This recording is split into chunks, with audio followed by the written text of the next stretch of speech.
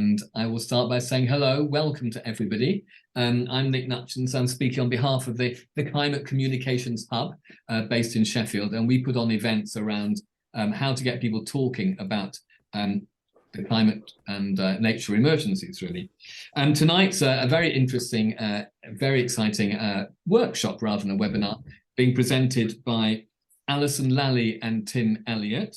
Alison is a civil servant and a climate activist with a background in philosophy, finance and HR, if I've got that right.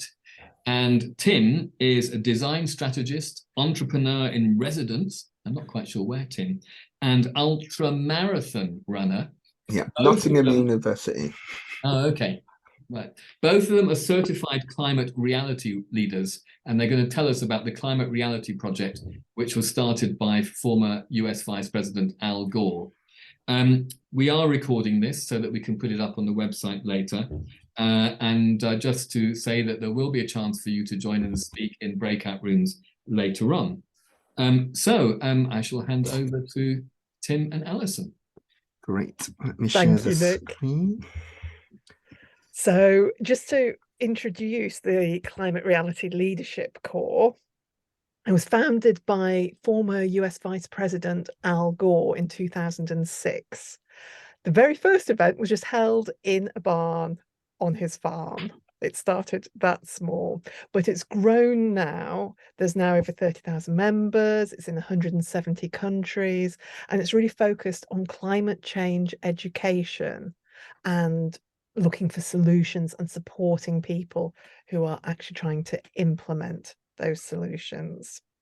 So it's very much about empowering people, and a big part of that, of course, is communicating. So one of the things it's most well known for is the fact that climate reality leaders will often go out and do talks, and there's a specific talk by Al Gore that we can use as a template, and there's other variations that we've got available to us to do that.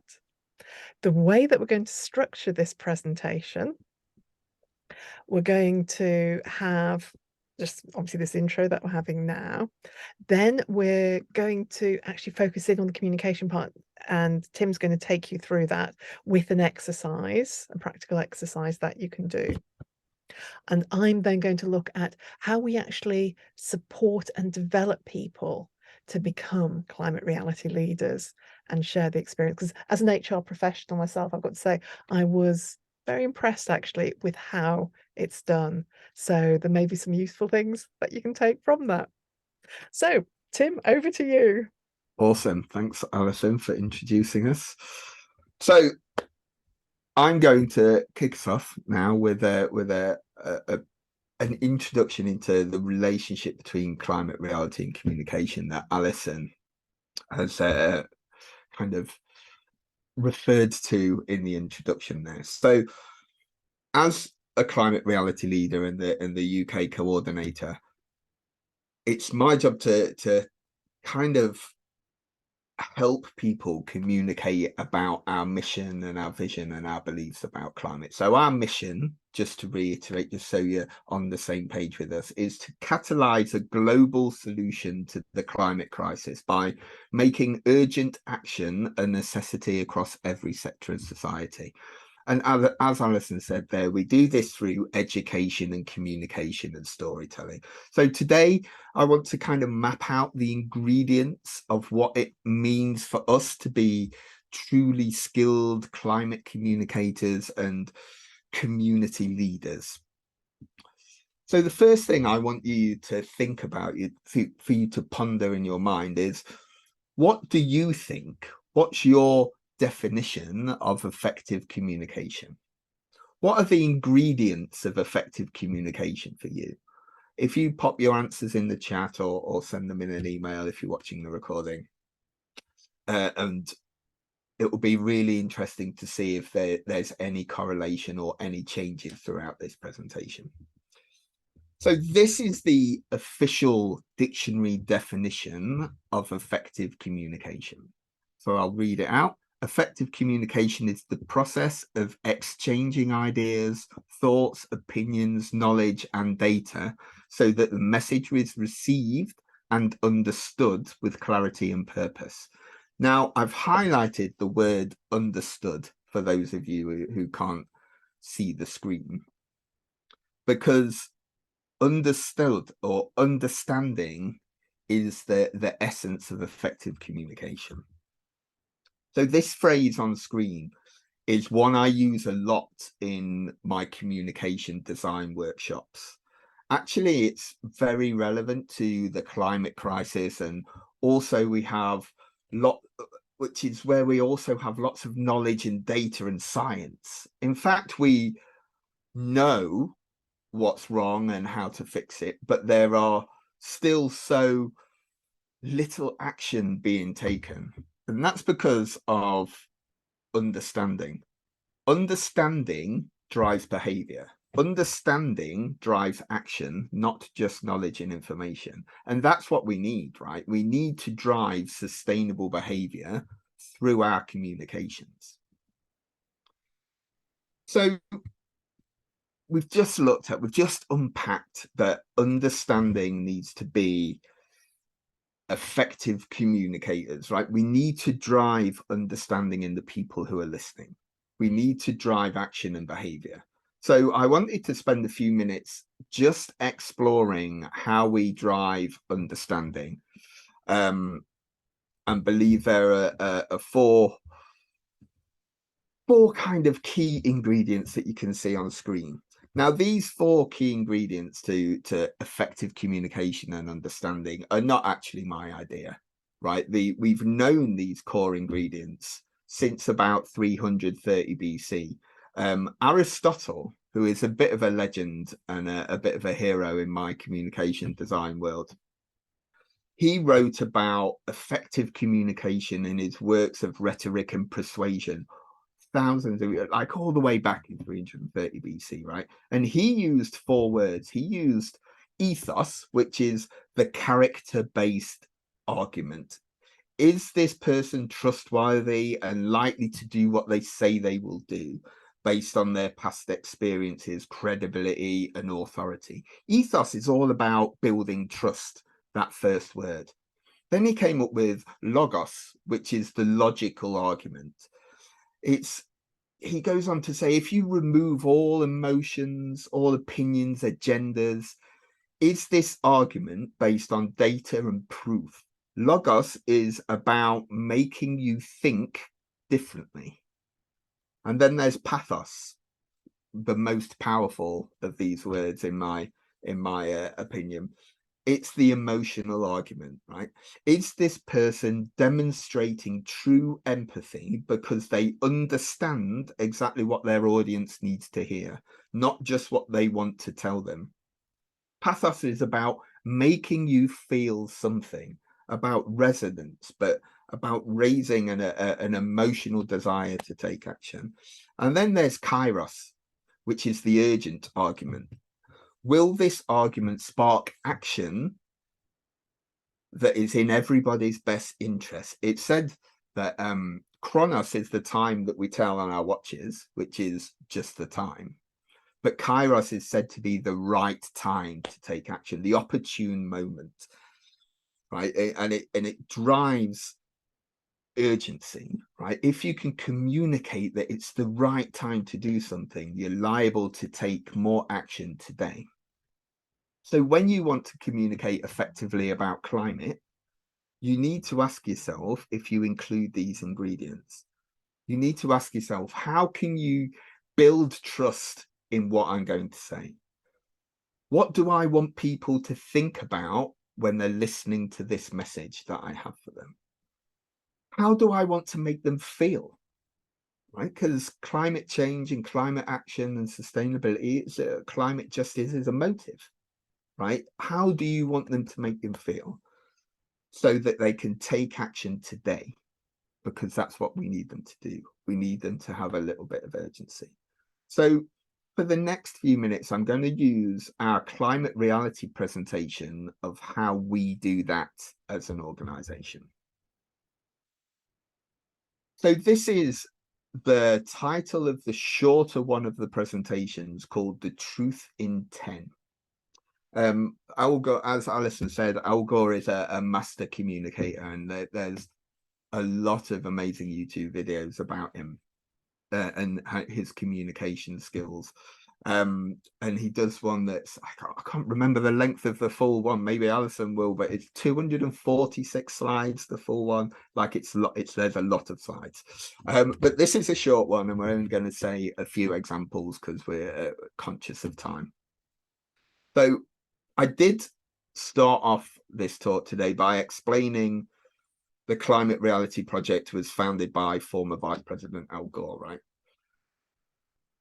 And it was founded, he founded this presentation, he designed this presentation to kind of build trust and credibility in this climate movement, which was started a few years ago, as Alison said.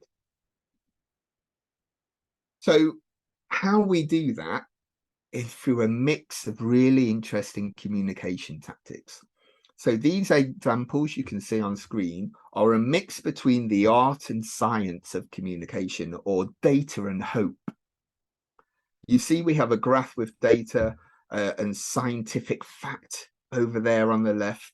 And in the center, we have a nice image of a sunset and renewable energy, wind turbines, but still sharing facts. So we're mixing the art and the science up.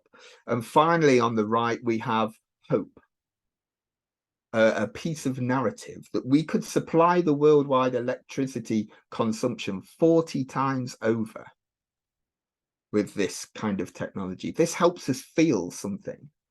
The thing that we need to do is feel hopeful about the future. This is one of the best emotions to drive, and one that is really big part of climate reality communications. There's another really interesting communication tool I want to focus on here, and this is comparison. So this little example is a slide on solar energy progress. How do projections compare with reality? It says on the screen. So you can see on screen, we're comparing a forecast with reality in relation to this solar energy progress. This makes people think again. Contrast is a great way of making people stop and think about your perspective or your point of view or the knowledge or information or question you're asking. So it says 2002 projection was the solar energy market will only grow 1 gigawatt per year by 2010, and in 2020 exceeded that by 132 times. Right, we're comparing a projection, what we thought was true, to the reality. Like, it's a really powerful way of doing that. There's lots of opportunities for you to use comparison in your climate communications. So we said this earlier, we said knowledge and information alone don't change anything, understanding does. So I've shown a couple of quick examples of how we get people to think and use data and science, but we want to take that technical information, right? That data, that knowledge, that information, all that good stuff, and we want to make it meaningful. We want to package it in something so it makes people feel something and feels like they want to do something today, right? So our audience will truly understand the facts and the figures and the scientific truths, but we want that understanding to drive behavior change, and we do that by packaging that in narrative. So my favorite example, I'm sure you guys have all seen this image, it's pretty famous. This is also a great example of visual language coming to the floor. I can't remember the exact number, but we human beings accept visual language and visual communication a lot higher than the written word. So this is why it's super important, but I digress. So this image is called the Blue Marble. I'm sure you'll recognize it. It's our planet. It's an amazing, impactful image that gives perspective. It puts the subject of focus of climate communication, our own planet, in the mind of your audience. There's no doubt what we're talking about when this is on screen. So what makes this photograph so unique and powerful is that it it captures the complete circle of the Earth, right? The whole circumference, helping us see the bigger picture of our planet and our lives on it. It helps us feel as one. But now in our communication, we add narrative or story to make it meaningful, to get us to feel something. We're building those ingredients, those foundations of effective communication as we go forward. And there's something magic about adding story and narrative to communication. In fact, it's been proven scientifically that story engages our brains in the emotional, logic, and somatic or physical centers compared to other forms of narrative and communication. Like Aristotle said, it's communicating that makes us trust and feel and think something about what we're hearing. But I could geek out about this stuff much longer, and I hope you've had a chance to read the story on the slide. I mean, I'm not going to read it out for sake of time in today's presentation, but I could geek about this stuff for a long time. So if you've got any questions, please save them up for the end. We've got time for questions, but I'll start to round off now. So in this first few slides, in this first viewpoint, right, I hope to have ticked off your understanding of a few items on screen and the importance they play in effective climate communication and how we use those in the real world as climate reality leaders. So there's trust, think, feel, there's narrative and story, there's the power of visual communication, there's the moral of the story. The thing that we need to drive is understanding, because understanding drives behavior, not just knowledge and information. And of course, urgency, because we all need everybody to take more action. Now, there's only one thing left of my part, which is an exercise. Now, feel free to unmute Nick or Alison if we're going into breakout rooms or we just want to talk through for the video. What do you, so it's only is there? I'm not sure how many other people have arrived. Well, I don't think we have any more that have arrived, I'm afraid. That's all right. Okay. That's all right. Well, what I'll do, I'll talk through the questions, Alison, instead of breakout rooms, and then we'll move on to, for the sake of the recording. So the exercise that you can do, this is homework now for everybody. And I will happily mark any if people send them to me afterwards. This is an exercise called Manage the Message, and it's part of a communication design exercise. It helps you really understand how you communicate effectively. The real version looks like this, which is it will be like if we were in a real life workshop, it's broken. It'd look like this. You get one of these, it'd be interactive and super. But for the sake of Zoom and this video, I've broken it down into simple questions. So for this exercise, I want you to bring to the front of your mind, I want you to imagine a conversation about climate that you could have with somebody, right? So an imaginary conversation that you're going to have. Now, let me talk you through the prompts. So this is part one, right? This is from your perspective. So this is you thinking for you, for what you want to communicate with somebody. What I want you to start is these 4 questions in this order. So first, write down in your chosen writing implements what the topic of the conversation is. So what is it that you're actually talking about? Right? What topic or what subject or what thing do you want to communicate effectively? The more specific you are, the better this tool will work, just FYI, but you can practice this over and over again because it will be recorded. So you've got the topic of the conversation, and then what is the purpose? So what's the outcome of you having that conversation, of you sending that message, of you having that communication experience, right? What do you want to happen? What's the purpose of it?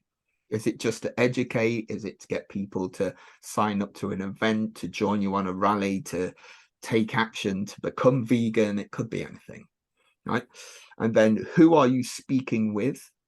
Like explain describe the person or the audience that you're speaking to. And then finally, write, what are you going to say? What's the actual message that you're going to do? Right. So that is the topic of the conversation, the purpose, like what do you want out of the conversation? What do you want the listener to do? Who is that listener? Who is that audience? And what's the actual message? Can I just ask him, are you asking us to do that now? Or? You can do it now, but I thought to carry on for the sake of the recording. Yes. It's up to you, or we can pause, and if you want to do it now, we can do it now. Be either way. I guess it's something people need to sit and think about quietly for a little while. Yeah. Were you suggesting we might do it as kind of homework and send it? Yes, do it. Let's do it as homework. Let's do it as homework, and we'll carry on for the recording. Okay. So this is part one. So once you've done that, you get to move on to part two. Now I'm trusting you. There's no cheating going on. We will know. This is the internet after all. So part two, once you've done that, would be from the listener's perspective. So now you have to use empathy, right? You have to change things up a bit and look from the audience's point of view. It's a different change of perspective, right? So looking at what you've just written with the topic, the purpose, and the audience and the message in front of you, ask yourself, how could that message have got lost? Standing in their shoes, how could that message have got lost? What was there any pieces of language or structure or things that you omitted for clarity or time? And then try and think of another reason. There's usually a couple of reasons that you could tweak or change or improve your message once you change this perspective. And then the final exercise is, with that in mind, what are you going to say now? What people don't do, and why we thought this exercise would be super powerful, is people don't, like, communication is a wonderfully powerful tool, and it's thrown away a lot. You know, it's hit the send button very quickly, or unconsidered kind of responses. And when we're talking about something super important like climate, doing these little exercises of analyze, I've used this exercise as well for people. If you've communicated something and it's not been amazingly clear or not been as well received as you wanted it to be, right, you can use this to analyze communications as well as prepare communications. Just that extra bit of thinking will drive more understanding and effectiveness. But that's all from my section. I'm going to hand over to Alison, so I'm going to stop sharing. We've got time, I think, for questions at the end, right, Alison? If anybody's got a burning question now, go for it. Yeah. Yeah, can I ask a question? Of course. So you're assuming, the questions seem to assume that the communication didn't go very well. Can't you learn from communications that you felt, or conversations you felt did go well? You can. So it's the perspective, it's the context of using that tool. So if you're using it to plan, first you do the first part and then say go away, have a coffee for 10 minutes and come back and then have a look again at the communication or the message and see if you can be improved. Where could it go wrong? What are the have I optimized this communication opportunity or communication experience? So the context is you can use it in preparation as a tool, or you can use it to analyze existing communication. So I mean, if you analyze your communication and go, you know, there's nothing I could have done better, it was amazing, then you probably won't need this tool to analyze a pattern. No, I don't think that. But I think that sometimes I can see what you mean about if you haven't had a conversation yet, you're predicting what might go wrong, and yeah, I can see the point of that. But I think most of us probably have some conversations that are quite successful, and it's worth thinking about why that worked rather than just feeling a nice, happy, warm glow, as well as, you know, you can learn from successes as well as failures. It's just not quite there. You can, yeah, absolutely. And I think, you know, coupled with the ingredients of effective communication, you know, the trust, think, feel today options, you know, do your messages, do your communications, depending on what the purpose is, do they focus on the right one? Do they deliver that in the language you choose? Like these tools are, you know, used in culmination collaboratively with a lot of other kind of communication tools to make them forward. Okay, thank you. No worries. Hey, Alison. Okay. Nick. No, I think that it's really, really interesting, and I'm just thinking about some stuff that I'm working on at the moment, and just, you know, there's a bit in here which is about self-preparation, but I guess this is also, you know, what I really feel is I want to say, why aren't you doing more about climate change, you useless person, or something to that effect? And you know, so I guess the point about the empathy seems really, really important. But also this question of purpose, you know, if I were, for example, to, as I sometimes feel like, berate my family and friends for the amount of flying they do, I know that wouldn't be productive. So what exactly is my purpose? To encourage them to perhaps go by train, or to think of, or what, you know, I guess it's just reminding me that it's useful to stop and think before you feel a bit you present yourself in an antagonistic way. This is it. This is the whole aspect of designing communication, right? It's there's a lot of thought and strategy that goes into communication. So if you want people to feel something, that to be driven to action by what you're going to say, is different from if you're just educating them. If you want them to understand some knowledge and then go away and, you know, buy a course, join a thing, read a book, whatever it is, like, you to understand what that outcome or purpose is really interesting. But there's if we've got time at the end, I've got an interesting case study where we use this in an organization that was going through sustainable change, and how their communication was the breakdown. But we could talk about that afterwards. Okay, thank you. Right, so I'm going to tell you how we develop and support climate reality leaders. So a really important thing just to notice there is, we talk about climate reality leaders. So we are looking for people who will sort of step up, be visible, you know, do things that they might not necessarily feel comfortable doing, certainly at first. And in doing that, you know, for some people, there can be self-doubt, a lack of confidence. And if you think back to how you felt before you went to your first climate action event, you might have felt a bit of some of those kinds of feelings. So we put some support in place throughout the process to help people overcome that, because we don't want to lose people who've got the interest and the intent and the energy to put into this as we go through the process. So the way that we start off, we are providing these trainings for free. We don't want cost to be a barrier. And I mentioned, you know, we're a global organization. This is a global problem, so we're a global organization. It's a not for profit, so we aren't party political in any ways in order to maintain that status. But this means that we do ask people to apply for the training. And so there's an application form that people will complete. And I'm just going to show you. It's, you know, a lot of the information on it is this very basic kind of contact information, etc.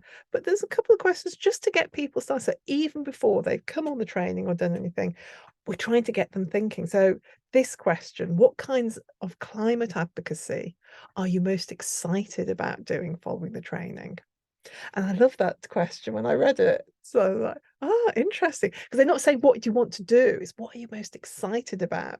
So I'm already trying to engender that in people. And it really made me think, you can see there, those were my three top choices for it. And I just hadn't thought about it in this way before. But I'm one of the three people who runs 50 Plus Contemporary Dance Sheffield. And it just hadn't occurred to me before I read that. Actually, that's another channel. And so now we're looking at doing a dance project that is about agency and urgency, for example. So we're really encouraging people to look at all the different ways that they could actually be active, because we want to reach as many different people as possible. So once people have completed that application form, then they're going to be allocated a mentor. And the mentor will be from a different part of the world. So we're already getting that international understanding going. So my mentor is wonderful, Joseph Pilafal from the Philippines. And it's just been so inspirational having the interactions with him about what he's doing in different countries. I love it. Love that part of it so much. And the mentor is a key part of creating the culture that we want to have within the Climate Reality Leadership Corps. So very much about mutual support for each other. So nobody's judged because at the point that they come in with, they haven't got much knowledge. It doesn't matter. They want to learn. We're going to help them learn. It doesn't matter if they don't have any technical knowledge at all at the start. The mentor also helps people recognize the power of emotions in this and to handle what can be very overwhelming emotions for themselves at time, potentially. The way that the communication from Al Gore as part of the training is delivered, he sets out the scale of the challenge at the start. He reassures people that there are solutions that are going to be available because he doesn't want them to lose hope. But, you know, you all know, I'm sure, the scale of the challenge now is enormous and so urgent. And he shows videos, news clips, etc., which show just how heartbreaking some of what is going on at the moment is. So we need people to be able to handle that, and the mentors help with that by having conversations after we've been through that part of the training, where we can talk about the emotions that we're feeling and share them with each other. The mentor's also part of the sort of accountability process. You're making sure people do what they need to do. So you only become certified if you have done all the relevant required parts of the training. And it's always encouraging of people as well, always looking for those positive behaviours that you want to reinforce. It's just a really great way of doing that.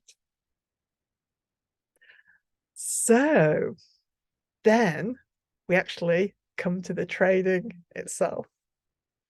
So if I talk first about the way that the training is delivered, it's a very inclusive style of delivery. And in fact, the first core module, which when I say core, that's one of the modules that everybody does, is about diversity, equity, inclusion, and justice. And you're working in UK HR, it's very interesting because I talk about diversity and equality in that part of my job, but this is about diversity and equity. So this is recognizing that different people in different areas of the world have different access to power, to networks, to resources, and that therefore actually to get to equality, you need equity to recognize some people need more of those resources directing their way because they're in a less privileged community or a less privileged position, for example. And then we talk a lot about justice as well, which is about dismantling the parts of the system that are creating those kinds of barriers so that there is that inequity there. And so the deliverers of the modules will come from lots of different communities, including a lot of people from the frontline communities, those that are being hit first and worst by climate crisis, and from Indigenous communities as well. Because these people, they're often closest to the problems, so they're closest to the solutions as well. And we can help them through our networks and our access to resources. And there's also very important information up front about how we're going to have conversations within our community so that people understand if you're the kind of person that speaks lots, speak a bit less, make space for others. If you tend to be really quiet, do speak up, take some space because we want everybody to be heard. And we talk about, assume good intentions from others. So, occasionally you might get people disagreeing, but you disagree about the topic, the idea. You don't attack the other person. So all that kind of behavioural stuff is all set up at the outset so people know what we're looking for. Then in terms of other parts that are core training that everybody goes through, of course, we explain what the Climate Reality Leadership Core is. Then, as Tim showed us, Al Gore takes us through the presentation in the 2 parts. We also have a Q&A with scientists, climate scientists, and we have I mentioned about the mentors, having those group chats after the presentations by Al Gore. We have those as part of the core training that everybody has to do. But there's also a lot of on-demand modules available on all sorts of different subjects. So that means that people can use their particular interests or the areas that I think, I don't know anything about that would be really interesting to learn, so they can find out about it. So I did a module, for example, on organising grassroots climate justice. Not an area I knew anything about, but I wanted to learn about it. But I also did climate finance because as a chartered accountant, that's an area where I have got some relevant expertise that I might be able to do something with. That after people have done the training, there's still a lot more support available as well around this. So we're allocated a partner who will again be from a different part of the world. There are optional speed networking sessions available, so you can get to meet lots of different people from different countries and different roles at different stages in their journey of climate activism. And we have the continuing peer groups. So those peer groups that we had with the mentor after each day's training, they will continue as well. We're also supported with an online platform that gives us resources like copies of Al Gore's latest slides, for example, which are updated for us. So we don't have to be going out finding new information ourselves. The information's there and we can draw the relevant parts quite quickly for when we need it.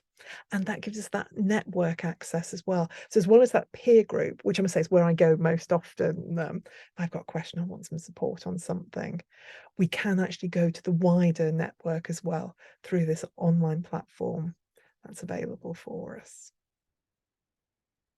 And then the other parts, we've also got regular meetings going on. So Tim, in his role now as UK coordinator, is going to be very active around helping that happen for us here in the UK. But we've also got the facility that we can be logging actions on the system, so that just helps keep accountability, but also is showing us what other people are doing too, so we can learn from each other, get ideas. So we're not feeling that we're trying to do something on our own. But there's always support available and inspiration as well. We get regular newsletters about what people are doing, and some of the things that people are doing is so inspiring to read. So that's a quick canter through in terms of the way that we support and develop people. Now, in terms of what we've covered, I'd love to know if there's any questions or comments. So Lauren, you've got your hand up. Would you like to? Yeah, sorry, just going back to what you said, Alison, because there were some very interesting things there. And you said about the forum where people were able to support each other.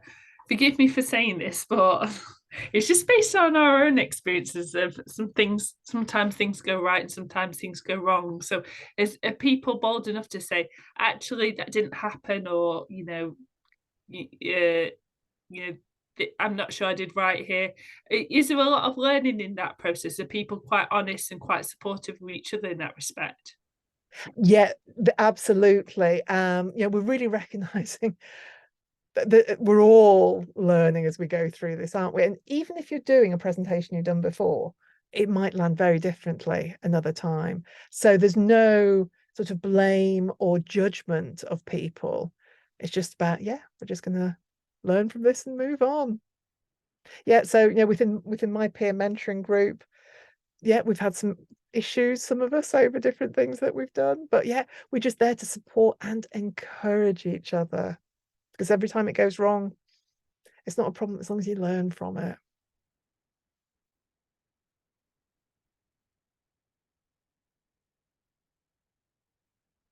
I'm just looking, just checking. Nick?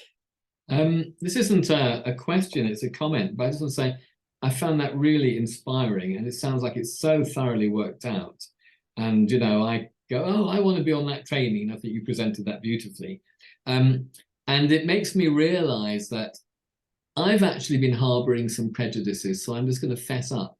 You know, I've been very interested in the whole thing, which is why I asked you guys to come and give this presentation. But I have this prejudice about maybe it's all a bit American, you know, that it's all going to be being terribly loud and enthusiastic and kind of in your face.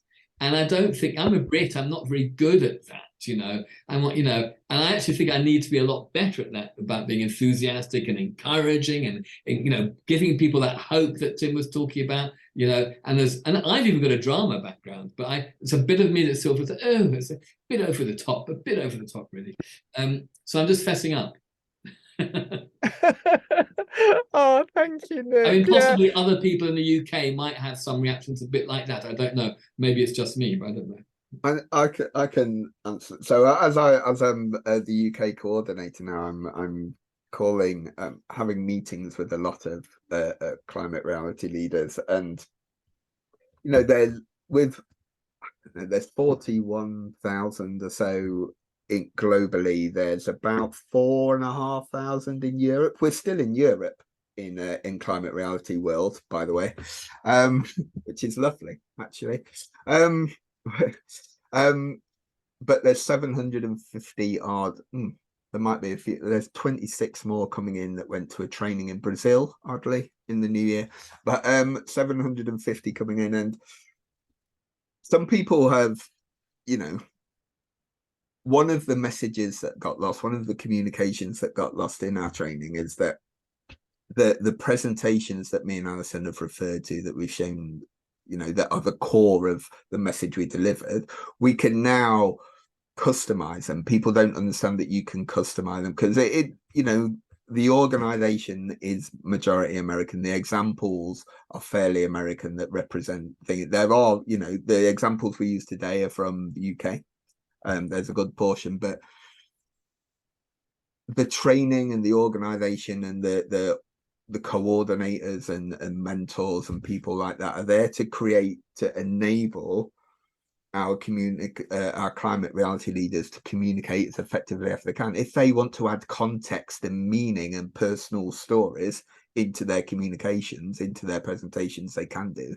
You know, it's that the format, the truth in 10 is a base from which we can go. But to be effective communicators, we should be able to customize and contextualize and be relevant for every audience. So if we're talking about green communities, which is one of our strategic focuses, like if we're talking about, like we've got green communities in Derbyshire where I live, like if we're talking about green communities in, you know, Thailand or Texas, maybe it's not as relevant, not as inspiring, not as that, you know, agency or urgency driving.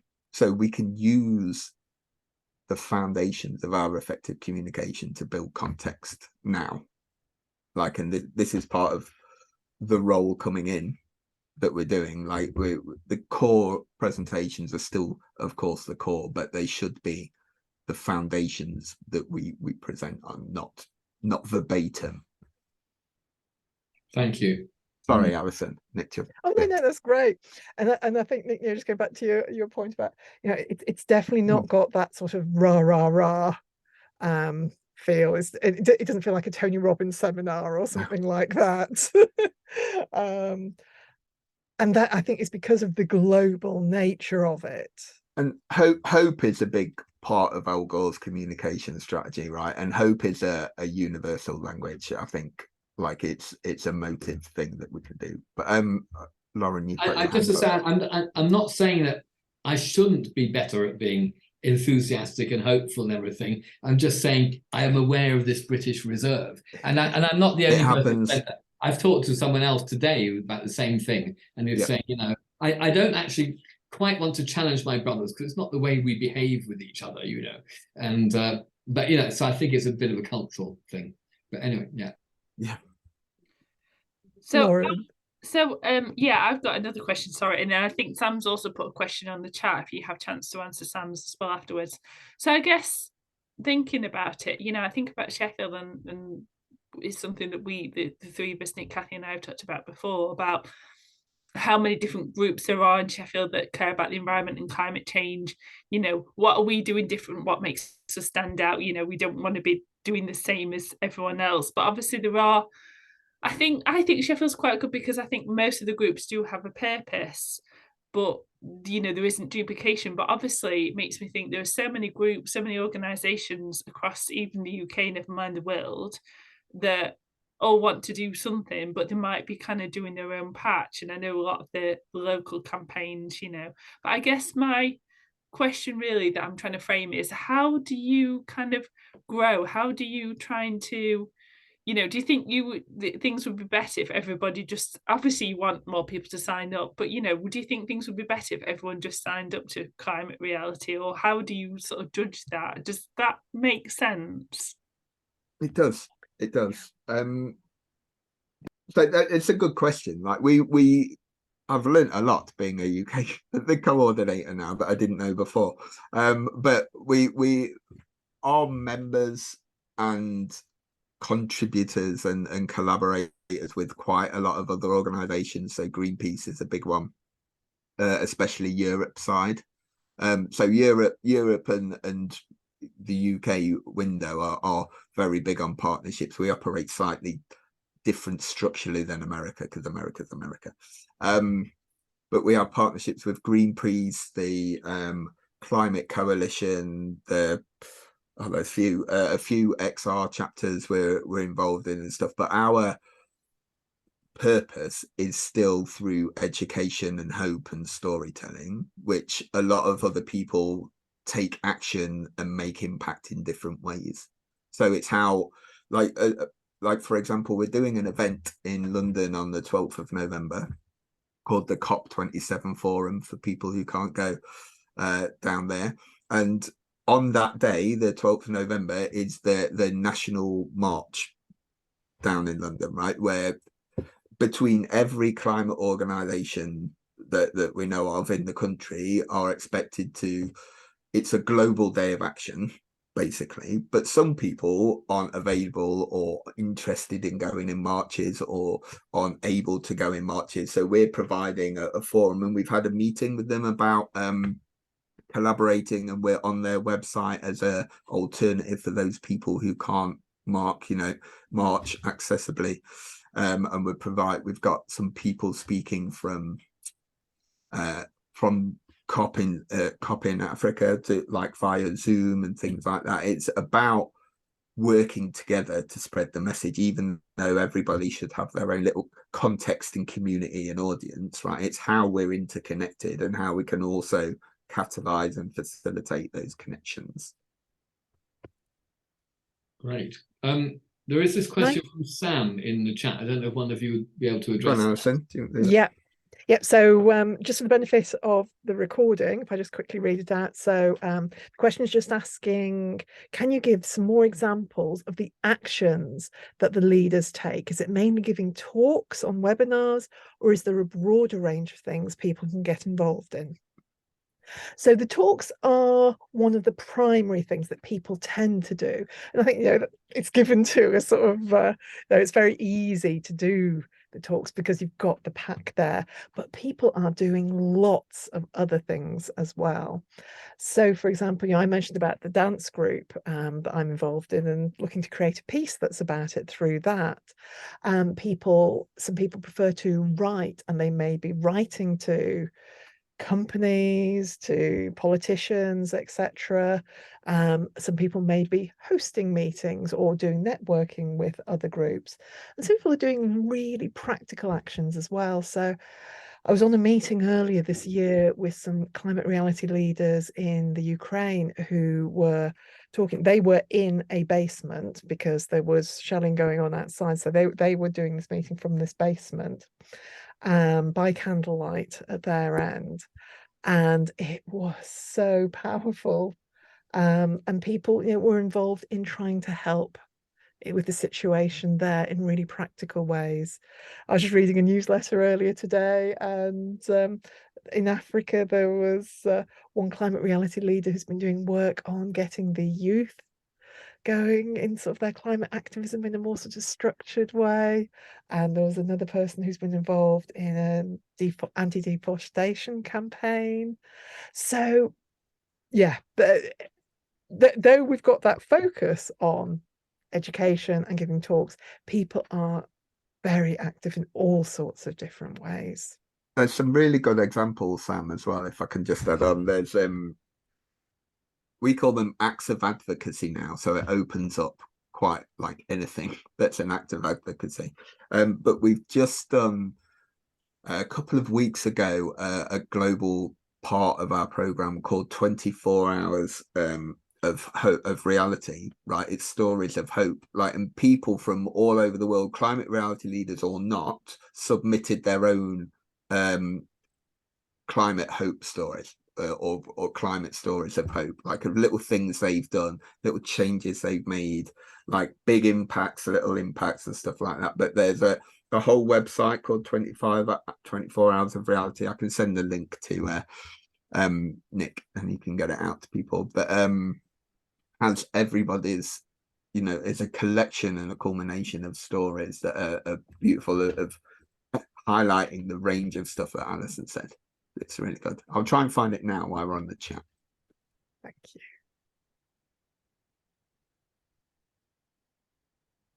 Can I ask a different question while you're doing that? Maybe Alison could answer. One of the things we've talked about is when you're having climate conversations, there's a feeling that a lot of people now do accept the situation, but they say, what can I do about it? And, and we're aware of, this thing that Michael Mann talks about, that the carbon footprint idea can come across as blaming individuals for not doing enough, when really what needs to happen is the kind of the, political change. But it is useful to have a sense of, we talk about having a list of things you can suggest to people to do. And one of them might be, would you be interested in getting more involved politically? But some people don't want to do that. Does climate reality have a kind of list of suggestions that it makes to people? That it suggests, if someone says, well, what can I do? I don't want to do a lot of political stuff, but what can I do? Yeah, so climate reality is more about inspiring people to take the action that they're best placed to take to do what they can. So it doesn't have a list of, do this, and this. These are the recommended things to be a good climate activist. And that was actually, it was interesting. After the training, that's one of the things that we did within our mentor group. Actually, we started sharing resources like sustainable-ish and things like that amongst each other, and just sharing all these different ideas. Because for some people that's actually where they're at, but we really want people to take personal responsibility and do the things that they think are the right thing to do, rather than having a set of, these are the things you should do. And again, I think, just to add on, there's context there of, we work with other organisations that do specialise in how you can, for example, improve your home. Like, what can you do in your house to do it? Like, there's loads of cross-pollination and things like that. We do focus on the education and the storytelling things, but each climate reality leader is rather empowered by us. So if somebody asks that question to Alison or I, for example, then we could point them in the direction for sure, whether it's a branded asset of climate reality. But maybe we'll create more things going in the future. I have some ideas that we've not made yet. Are we all right just continuing with questions for a minute? I mean, are we? Of course, yeah. Does anybody? I have another one, but I've spoken a lot. Does anyone else have a question who hasn't spoken? Can we give a wave? Shall I ask mine, and then I think this is what's Sure. on. Okay, so Alison, I think you said earlier on that one of the principles is being non-party political, but I would say I've been quite struck by how radical climate reality is. You talked about the representation by Indigenous people, etc., the commitment to justice, equality, equity, etc. And you know, I would have thought in terms of US politics, this definitely looks like a democratic sort of initiative, or even more to the left than that, the way it comes across sometimes. So what happened? I mean, do you sometimes get accused of being, you know, kind of an outright socialist communist organization? Or what happens when political conflicts come up and someone wants to be a climate reality leader, but they're more conservative, for example? Do those issues sometimes arise? We would welcome anybody, regardless of their party affiliation. And that's one of the things, isn't it? You know, if we can create a friend from Extinction Rebellion was having this debate, and we want to create a new future that needs to have a place for everybody of all parties within it. So, as well as the fact that actually we just need to maintain our not-for-profit status and not be party political to do that in Climate Reality Leadership Corps, at the same time, actually, there is something for me about creating that future where there is a place for everybody, not just people on the left. So you could take this training, for example, and if you're a member of the Conservative Environment Network in this country, take it and apply it, and you might have people who are climate reality leaders with quite different ideas about the best political way forward, but they share some working principles, perhaps. Yes, absolutely. We do it. We have some structural things as well, like that. Like we're forbidden to undertake political activities like lobbying, for example. We're not allowed to lobby, and we're not a for-profit network, so we can't, you know, monetize what we do either. So there's a lot of kind of legal structure in the politics side. But like Alison said, I think, you know, our message is one of hope and inspiring hope for the future, and not challenging and understanding that. So I think it, you know, it's open to many.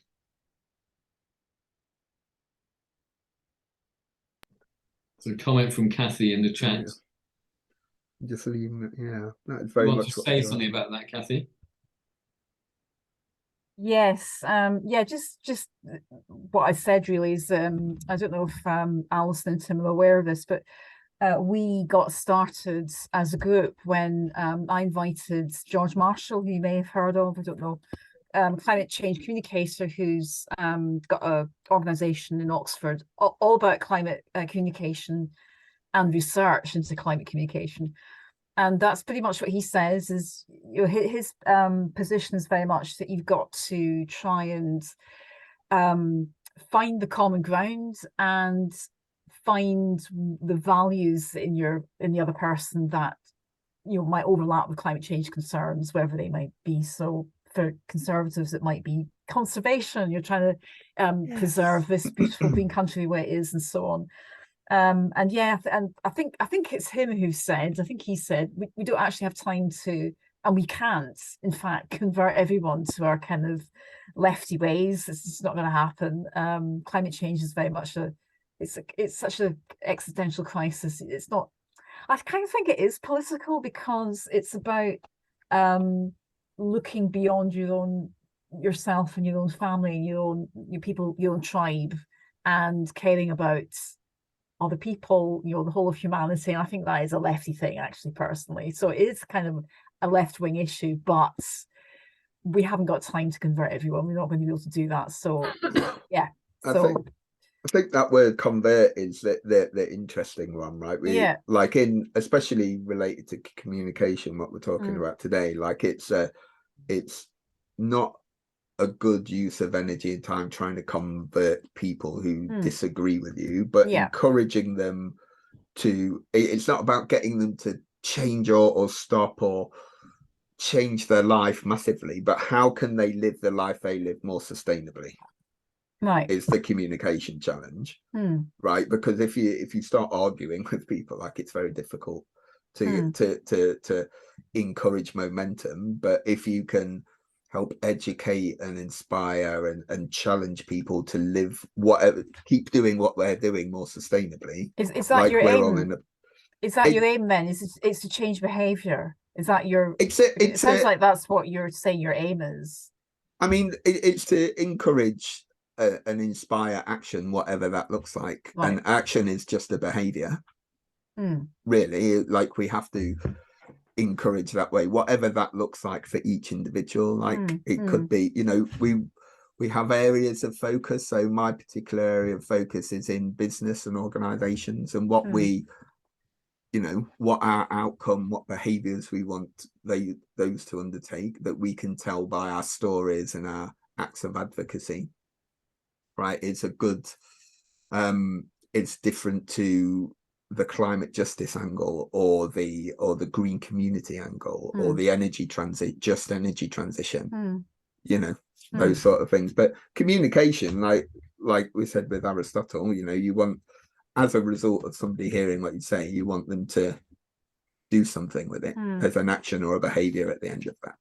Yeah, it's quite a lot of what you said about the trust, the logos, the what was the other thing? We've got the four things. Ethos. Yeah, ethos. Trusting the trust, the kind of logic, the feeling, and the todayness. I mean, a lot of that does actually overlap with climate outreach, George Marshall's organization, their work about you know, finding shared values and being the right person, being the right messenger. I'm sure Nick and Lauren know what I'm talking about.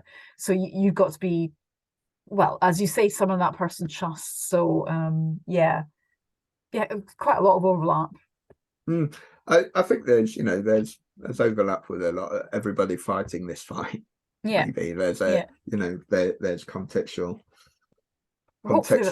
Yeah. Hopefully that means we're right. Hopefully. It must be true. It must be true. If we all separately come to the same conclusion, then it must be the right conclusion. Yes. We're all pointing in the right direction. Yeah. Let's say.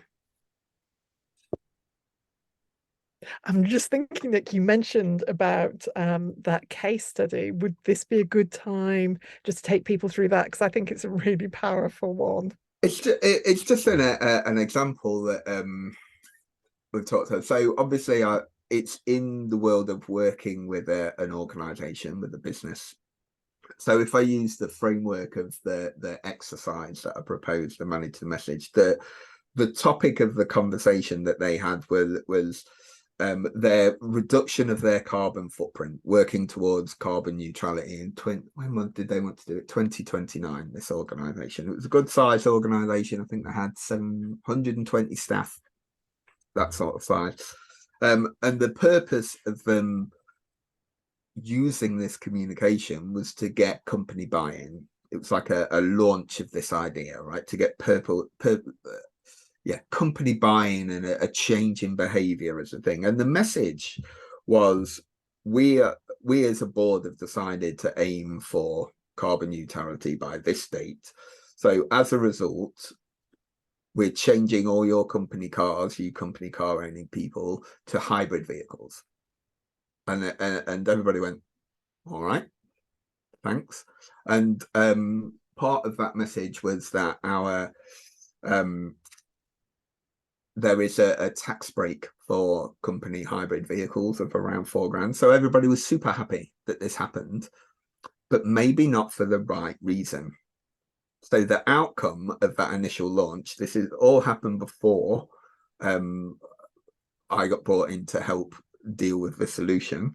But they ran this for 6 months, and because their expenses, they reimburse fuel for people. Their fuel expenditure went up because nobody was charging the hybrid vehicles. Nobody changed behavior. They just got a new car with a £4,000 tax break. So there was, the outcome was no change in behavior, even though in theory they'd done the right thing on paper. So they had to have training, we had to do some analysis, we had to do incentivization. There was a lot of outlay and cost for that. And an increased carbon footprint for a few months, which is the big one. So we did this exercise with each of the individual board members and went, okay, what was said? What did you want the outcome to be? What actually happened? What could have gone better? What didn't people understand about this thing? So we had to incentivize them now on the amount of charged miles that they do, which is a cost to the company, to encourage people to charge their vehicle more. To charge the vehicle at all, because they didn't. Yeah, so it was that case study of how communication got that. So doing the right things, right? That if you looked at it on paper, go, great, you'd swap them all out for hybrid cars, amazing. It's not the end of the deal, right? They didn't package it in meaning. They didn't get people to understand what that action really meant and what behavior they expected as a result.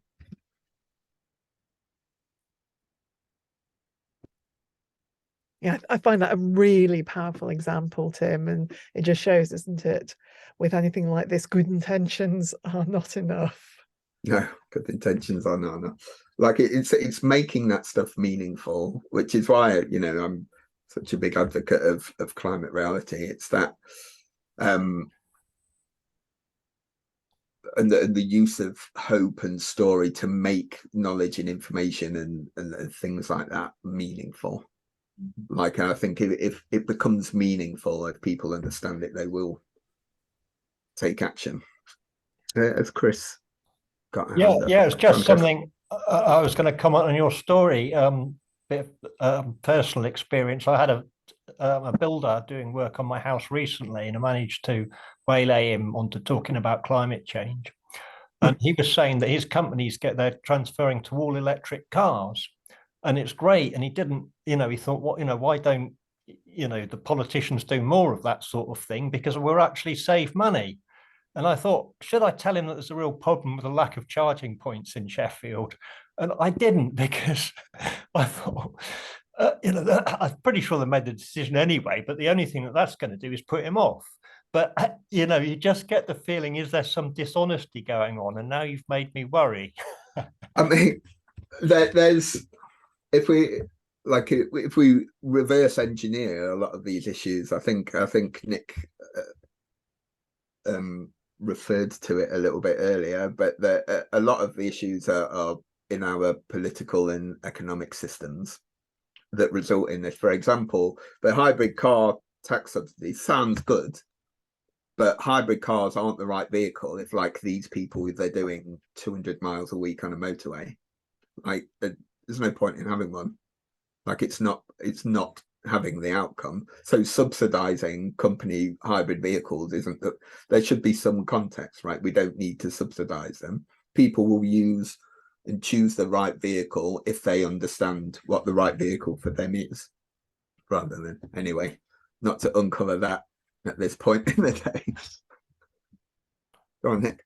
Well, I think that brings up, you know, this discussion right now is very interesting, because the role of critical thinking is one of my personal obsessions within the movement. You talked about logos, you know, logic, you know, are arguments valid? And there are a lot of things here where, you know, there are perverse motivations perhaps, or, you know, unexpected outcomes, or the rebound effect, or, you know, people, it also relates to strategic thinking for me, you know, so yeah. I'm now retired, but if I was still in an organization and trying to work out how we reduce our carbon footprint, when you look ahead to say, it's not just, we might try that thing as that example you gave, but there might be some problems with that, and also, you know, we have to anticipate the problems and the obstacles as well. It's not just that a simple solution will get you there. And that requires critical thinking, and it also requires critical dialogue within an organization. If you can't tell your boss, who's really keen on this idea, I'm afraid it's not going to work, Tim, because blah, blah, blah, or, you know, I'm worried. So that all, it just takes me to the importance of critical thinking and constructive dialogue about challenging things. Anyway, I noticed that Kathy has her hand up, and I said lots, so I'll hand over to Kathy. No, I've said lots as well. And I was just going to add that Lauren and I were recently sent a report about motivation a study that had been done on intrinsic and extrinsic motivations. So intrinsic motivation being you do the thing because you really want to do the thing. You save carbon, for example, because that's what you really want to do because you think it's an important thing to do. And the extrinsic motivation being, well, you'll get a new car or you'll save money or whatever. And apparently the extrinsic motivations don't work as well as you might think they would. You actually have to actually have to get people on board with the meaning of what you're trying to do, instead of just dangling shiny baubles and hoping that will make them, do the right thing. So I thought that was quite interesting.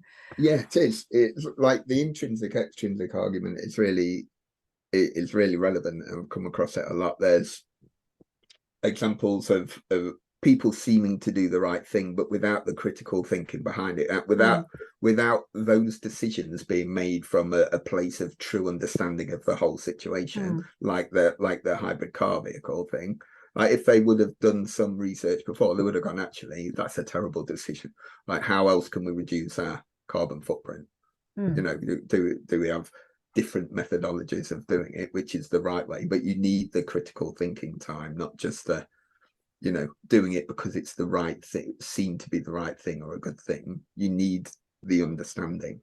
Or perhaps if the people who had been given the hybrid cars had been sort of educated or informed, but why we're doing this, they might have thought, oh well, perhaps I ought to do this properly then.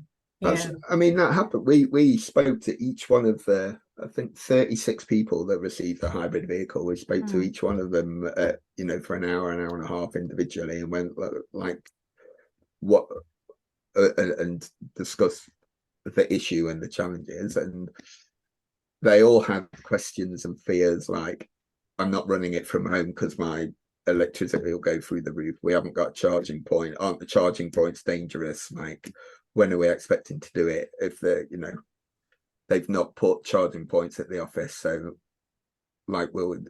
it takes 9 hours to charge a vehicle. What if I've got an appointment? Like, loads of really sensible kind of decisions that weren't, they weren't involved in the decision. They weren't involved in the thinking and the strategy. So the behavior didn't change and it ended up. Yeah. Great. Well, now look, Tim and Alison, we're getting towards the end, and I've got a couple of announcements. Is there anything you want to say to round up, you two? If I can just quickly share one document. So this, you'll be sent this, but this is just so it's on the recording as well, if anybody doesn't have access to the PDF version that Nick will be emailing out. So you've got our contact details and links there, including to the Truth in 10 presentation by Al Gore that we mentioned, which anyone can use. Thank you. Great, thanks, Alison. And Tim, anything from you? Not really, just to say thank you for everybody for listening, and if you've got any further questions about climate reality or climate reality project and the work that we do in the future, like, we're all super keen on talking to people about it. And I have put the PDF in the chat of today's slides, which includes some note slides from Alison. So we'll make sure Nick has them and sends them out for everybody who's got the recording as well. But they are in the chat if you need. I will do. Well, Can I just quickly ask, can I nick the 24 hours of reality? Because I'd quite like to mention that in my next session, if I'm allowed to nick that, if that's all right. It's fully public. It's up to you. Yep. Okay. So I'd just like to thank you both very much. I found that absolutely fascinating, really inspiring. Thank you for being flexible with the structure, because we didn't have as many people turn up as we hoped. I rather fear that there was some reason why people didn't get the message. And so if anyone listening to this is one of those people, I apologize. And I'll send the information out to everybody who booked to make sure they all got it. We'll also put the recording up on the Carbon Neutral University website, because we're a subgroup of Carbon Neutral University at the University of Sheffield. Tim, you did mention that if people want to write up that message exercise, that they could send the homework to you. Please do. Is that okay? Please do. Yeah, that's very kind. And so great. So thank you both enormously for that. And can I just hand over to Lauren just to make a little announcement on behalf of the Climate Communications Hub? Oh, okay. So our final session is going to be next month. It's going to be Tuesday, the 6th of December. But it's going to be it's controversial. It's going to be at a later time at 7:30, so that everyone, including myself, is going to be nice and relaxed. It's going to be my first session leading in Zoom, which is not at all scary. It's not scary. And Kathy's going to be on hand to make sure that everything goes wonderfully, swimmingly well. And what's it about? It is about, it's called Accentuate the Positive, as Frank Sinatra would sing. So that's literally, I put the Eventbrite in the chat now, and we're going to take people on a little journey, we hope, to ask them some questions and talk about basically like emotional resilience, what goes well, what doesn't go well, what motivates us, what keeps us going, how we rest, all those things that sometimes we forget. And maybe actually if we remember them, maybe it'll help us even more. So the idea is to try and create a little, like, almost like virtual resilience toolbox. So we'll see how that goes. Something a bit different we've never done before. Thank you very much. So we'll send information out about that as well to all of our contact list. And just finally, Kathy, do you want to just say a sentence about the plan for the new year, how things are going to go forward? Okay, so the plan for the new year is to relaunch as, let's see if I get this right, climate conversations. Climate Conversations. Conversations. It's going to go well if we don't even know what the name is. We are now a Climate Communications Hub, and we're going to change our name to Climate Conversations Sheffield. We're going to have a new logo, and we're going to, for the next year anyway, focus more on what Lauren and I do, which is something called the Barstool. So instead of having these meetings, she and I are going to go out, as we have been doing, to various public places and encouraging people to talk to us about climate change. So we ask people what their thoughts and feelings are on climate change, and that's what we're concentrating on in the new year, and we'll see how that goes. Lauren, is there anything to add to that? Yeah, we said we might do the occasional evening session, like we might do the Barstool training again if people want to get on board with that, but we're not planning to do these kind of sessions for a while.